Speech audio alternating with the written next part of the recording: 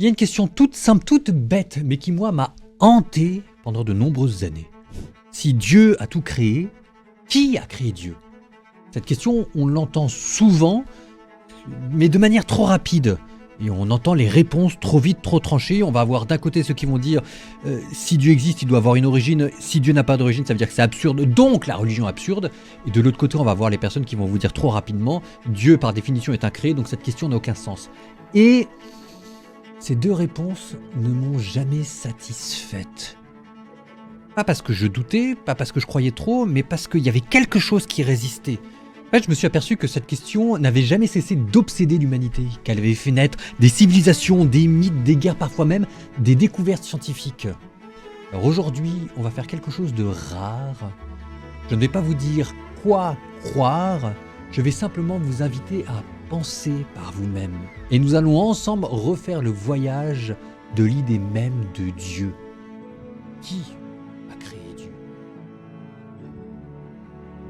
Avant de commencer, il me paraît important de rappeler un point important. Comme pour toujours dans ces sujets-là, certaines informations présentées ici sont sûres, d'autres sont encore discutées. Je préciserai ce qui relève de la Bible, ce qui vient des pères de l'Église ou d'une autre source apocryphe et mon propre avis. Ce que je présente ici sont des éléments à la fois de tradition et de recherche. L'Église nous demande prudence et discernement. Gardez vos Bibles ouvertes, vérifiez tout. Le but n'est pas de convaincre, mais d'explorer ensemble. 5 théories, 5 réponses, 5 manières différentes d'aborder le même mystère. Peut-être qu'à la fin, vous ne verrez plus Dieu de la même manière, ni même l'athéisme d'ailleurs. Vous me direz dans les commentaires. Première réponse. Dieu vient des mythes anciens. Du récit au concept. D'où vient Dieu? Dans les tout premiers récits humains, cette question n'était pas une provocation, un débat entre athées et croyants, c'était une invitation. À cette époque, on ne cherchait pas des définitions abstraites, on cherchait une histoire. Et la force de Dieu à cette époque-là résidait non pas dans la puissance d'un concept, mais dans la puissance des mythes. En Grèce, tout commence par le chaos, puis viennent Gaïa, Ouranos, et les dieux naissent les uns des autres dans des successions violentes, parfois sanglantes. En Égypte, Atum émerge seul des eaux sombres du néant et engendre les premiers dieux dans le silence. En Mésopotamie, c'est de Tiamat, la déesse mère, que surgissent de son corps éventré les dieux qui se font la guerre les uns aux autres. Dans les mythes nordiques, c'est le géant Ymir qui est tué et son corps qui devient le monde, sa chair la terre, son sang les mers.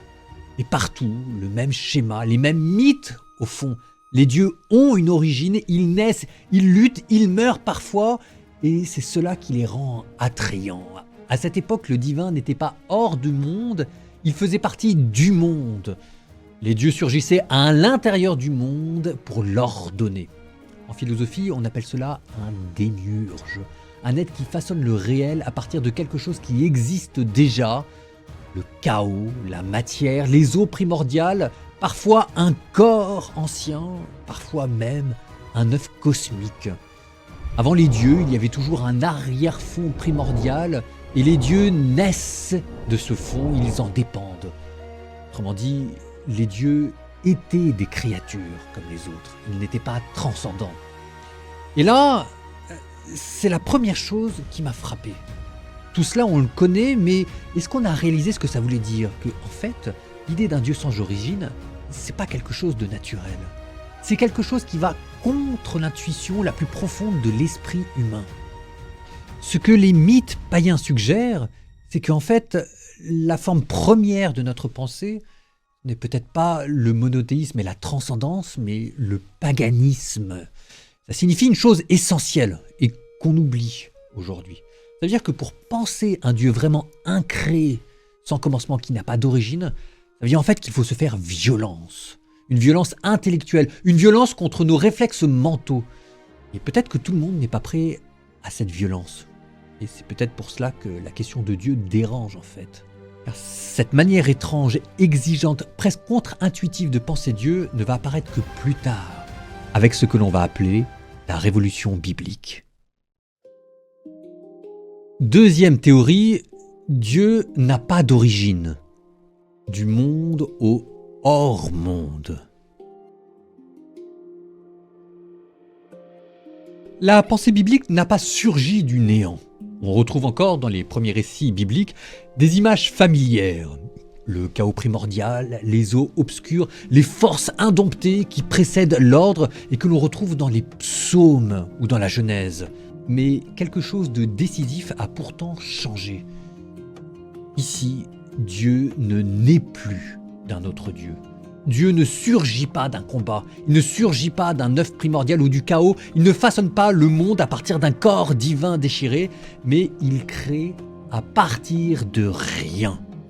Il ne lutte pas, il ne conquiert pas, il ne tue pas, il parle. Il dit que la lumière soit, et la lumière est.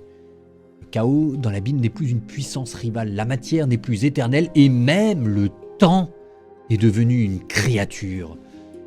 Ce qui est nouveau ici, ce n'est pas seulement le récit, c'est la manière même de penser Dieu, de penser l'origine. Il n'y a plus de généalogie divine, et c'est là la véritable révolution. Quand Moïse demande le nom de Dieu au buisson ardent, la réponse qu'il obtient brise toutes les attentes mythologiques.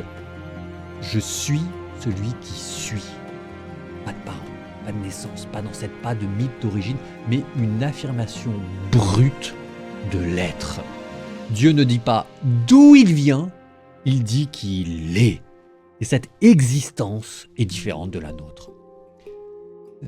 Cette idée ne va pas s'imposer sans résistance. La Bible elle-même va être traversée de tensions, de questions, parfois même d'angoisse. Dieu est-il dans le temps ou au-delà du temps? La Bible hésite, cherche, tâtonne. Dieu change-t-il? Dieu a-t-il des émotions? Le Dieu biblique n'est pas un concept figé, il est une pensée en train de se former. Et il y a là quelque chose de fascinant à lire page après page les récits bibliques. Pourtant, une direction se laisse deviner. Bon, Dieu n'est plus un artisan du monde parmi d'autres, il devient un être sans origine qui échappe au monde. La Bible appelle cela la sainteté de Dieu. Il est le Dieu 3 fois saint. On dirait celui qui transcende le monde. À partir de là, la question « Qui a créé Dieu ?» change de statut. Elle était un appel au mythe, elle devient maintenant un appel à la foi. Parce que demander à Dieu d'avoir un commencement, c'est vouloir le ramener au rang de créature. C'est vouloir le faire choir de son piédestal. C'est demander au crayon de se dessiner lui-même, car Dieu est devenu le créateur incréé. Question demeure donc, mais elle est maintenant devenue un scandale intellectuel. Alors à partir de ce moment-là, je l'avoue, j'ai sincèrement espéré autre chose. Parce que la question demeure. Un Dieu incréé, comment cela est-il possible? Sauf que si cette question dérange autant, c'est peut-être qu'elle touche un point sensible.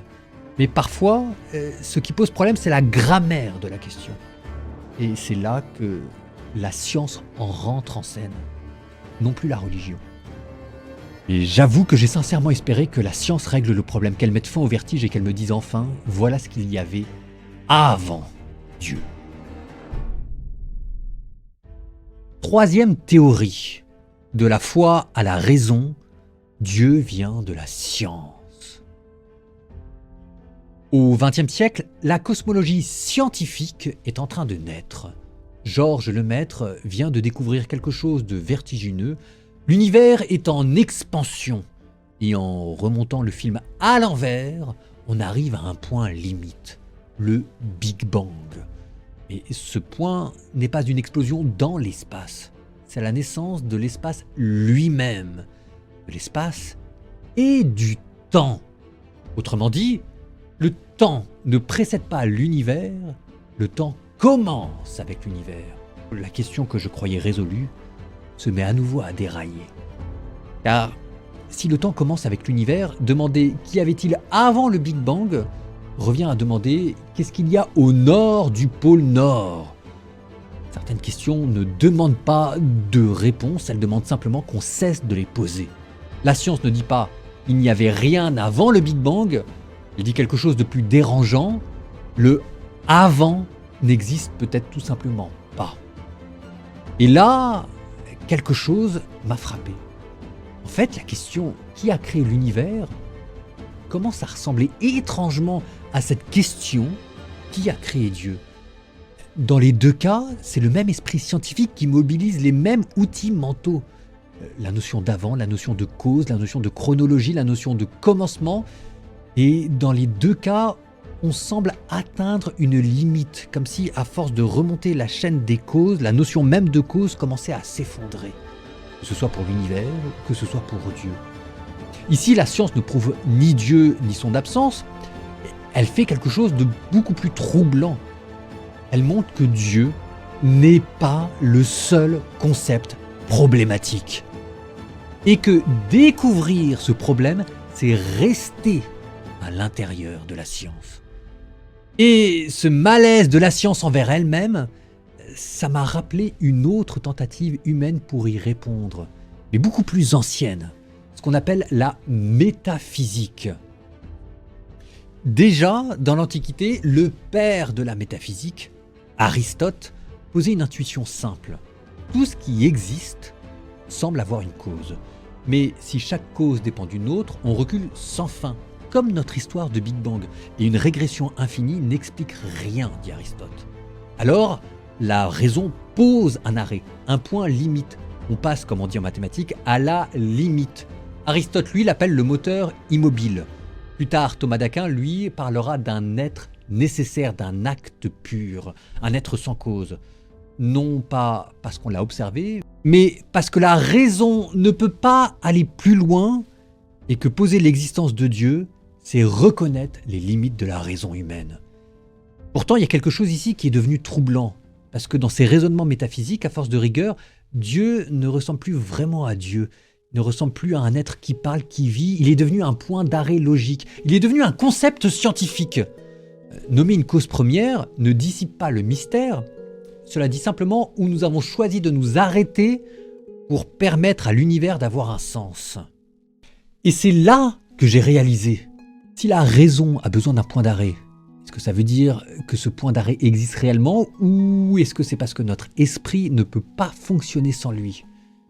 Et là, on s'aperçoit que d'où vient Dieu, la question ne porte plus sur Dieu, elle porte sur notre esprit humain. Et c'est là que tout bascule, pas seulement pour Dieu ou pour moi, mais pour toute l'histoire de la pensée occidentale. Quatrième théorie, l'ère du soupçon. Dieu vient de l'homme. Notre esprit fonctionne avec des outils très précis. Le temps, la causalité, le commencement, la fin. Ces outils sont extraordinairement efficaces tant que nous restons à l'intérieur du monde. Mais dès que nous les appliquons à l'absolu, ces outils se retournent contre nous. Et c'est ici qu'est intervenu au XVIIIe siècle de manière décisive un philosophe, Emmanuel Kant. Kant montre quelque chose qui va profondément marquer la pensée européenne. La raison humaine possède des limites structurelles. Elle ne peut penser que dans le cadre de ce qui apparaît dans l'expérience. Dès qu'elle tente de dépasser ce cadre, Dieu, l'âme, l'origine du monde, l'esprit humain se met à produire des illusions. Pas parce que l'esprit soit faible, mais parce que l'esprit sort de son territoire légitime.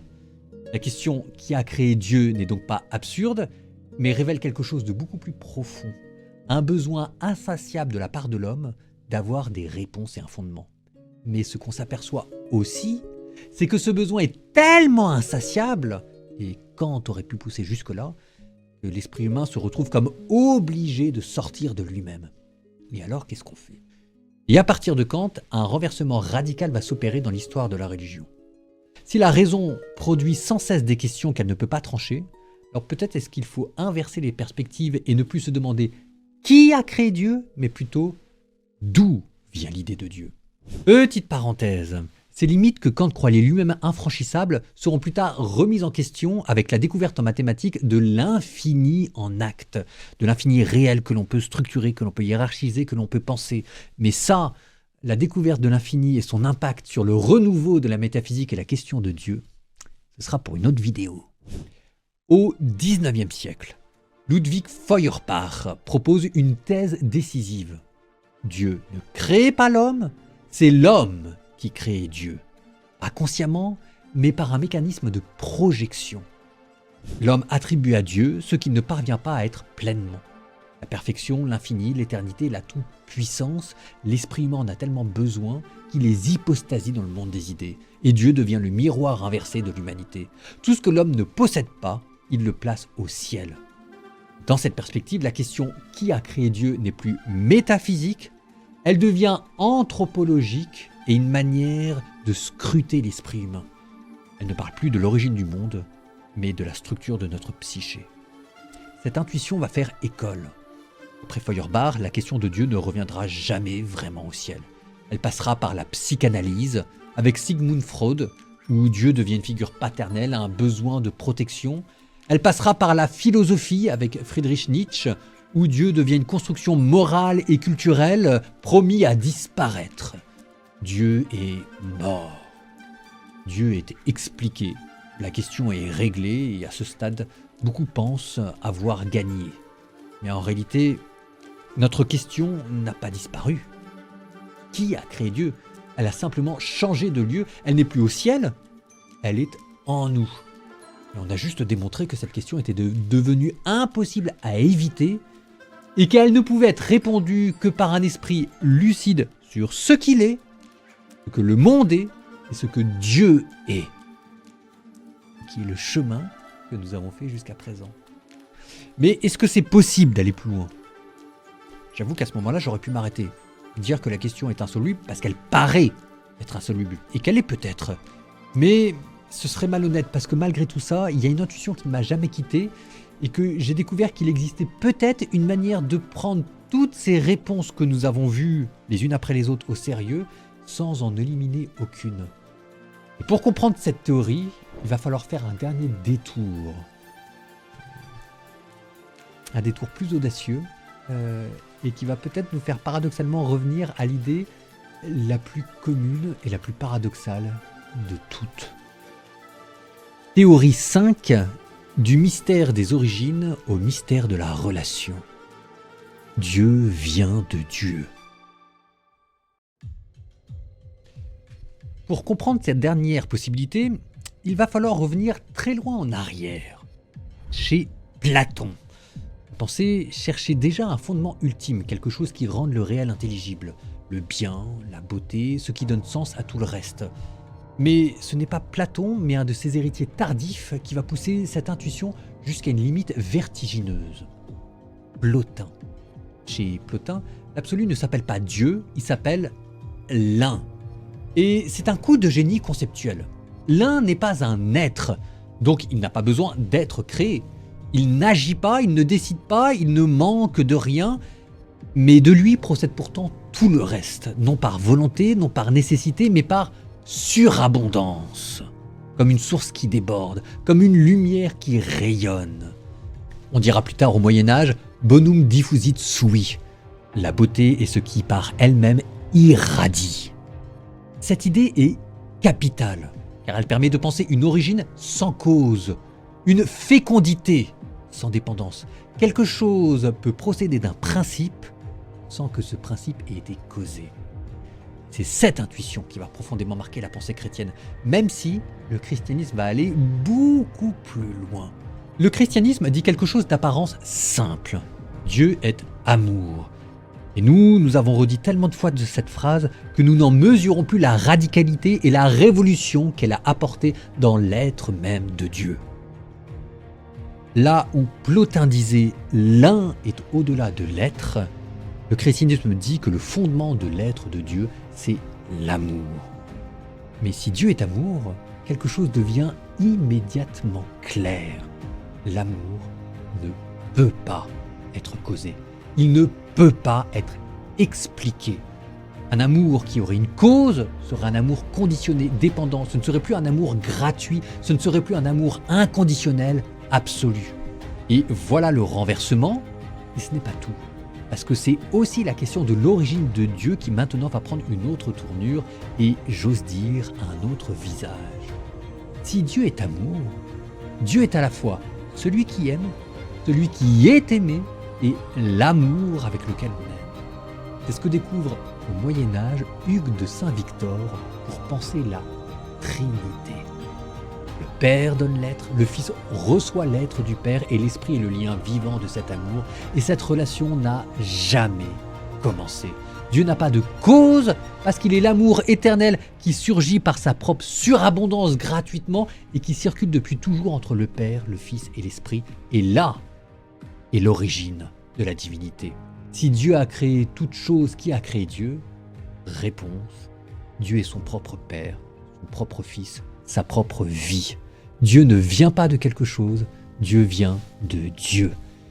Et l'origine de Dieu, dès lors, change complètement de sens. Elle ne naît pas d'un besoin, d'un manque ou d'une cause, mais d'un débordement, d'un trop-plein, d'un don gratuit. L'être de Dieu n'est pas la condition de l'amour de Dieu, il en est le rayonnement. C'est pourquoi, dans cette perspective, Dieu ne peut pas avoir de créateur, parce que l'amour, le vrai, l'amour inconditionnel, ne peut pas avoir de cause. L'anatomie d'une question. La question de l'origine de Dieu se dissout, mais elle l'a fait en donnant naissance à un visage, la Trinité. La Trinité qui a traversé chacune des réponses que nous avons rencontrées. Par exemple, les mythes avaient compris quelque chose de juste. Le divin est fécond, relationnel, générateur, mais il l'avait pensé dans le temps, par la naissance et la violence. Par exemple encore, l'Ancien Testament affirmait « Dieu n'a pas d'origine ». Mais la Bible laissait ouverte une question silencieuse. Comment un Dieu unique et sans origine peut-il être vivant, aimant et relationnel? Et là où les maîtres du soupçon parlaient de projection, de fantasme en Dieu, la Trinité introduit quelque chose de nouveau. Peut-être que ce qu'il y a de plus beau dans l'amour humain est en fait le reflet de l'origine divine. L'amour, quand il est éternel, n'a pas de créateur. Au commencement, il n'y avait ni un événement, ni une cause, ni un besoin, il y avait une relation. Si Dieu est relation, alors le réel n'est pas fondé sur la domination, mais sur le don, sur la gratuité.